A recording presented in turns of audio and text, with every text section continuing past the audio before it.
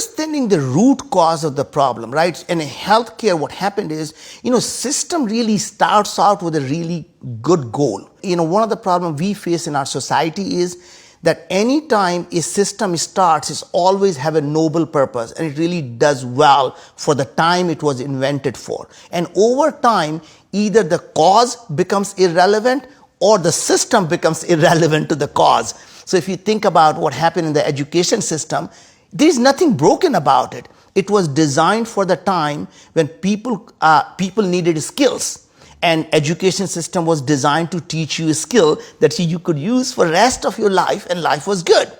Now we have exponential technologies. That means every skill you learn becomes obsolete every 5 to 10 years. And you get the chronic unemployment, right? That means now we have to redo the education system. As opposed to teaching you a skill which you can learn on Google, you have to teach them learning to learn. How do you apply interdisciplinary approach to solving a problem? And the problem solving is the thing what you need to teach them, not when the Abraham Lincoln was born. Right. So how do you teach them that? So I'm going to come to it in a second here. But let's go to the second part of the thing. Like similarly in the healthcare system, it was designed for a time when people were dying from infectious diseases. So the system was designed, you were sick, you go to the hospital, they give you medicine, you come back and life was good.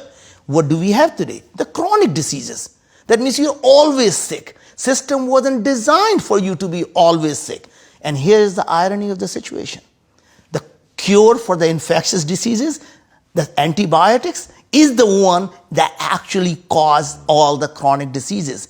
Our belief was that somehow the human being needs to be sterile. All we have to do is get rid of all the viruses and bacteria from our system and we'll be a perfect, healthy human being.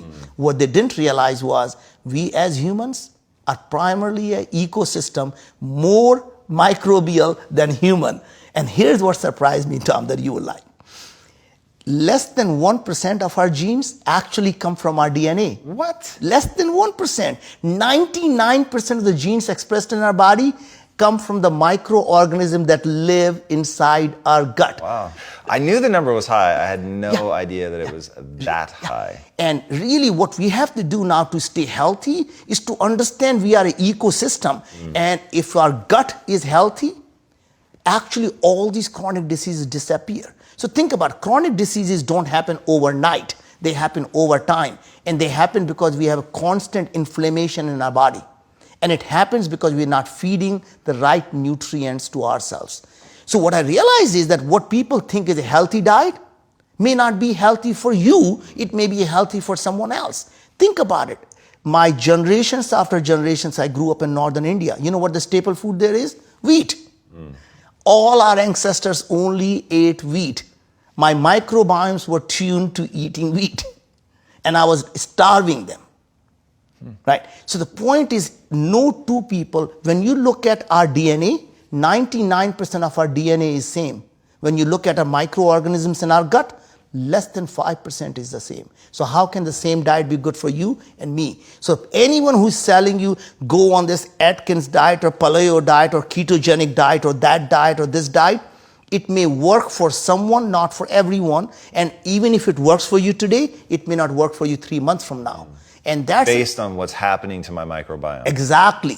So all you have to do is keep your guest happy and they will keep you healthy. Right. Because they produce all the nutrients our body needs. So I am just so super psyched, Tom, that coming from the point of saying, our legacy would have been going to the moon.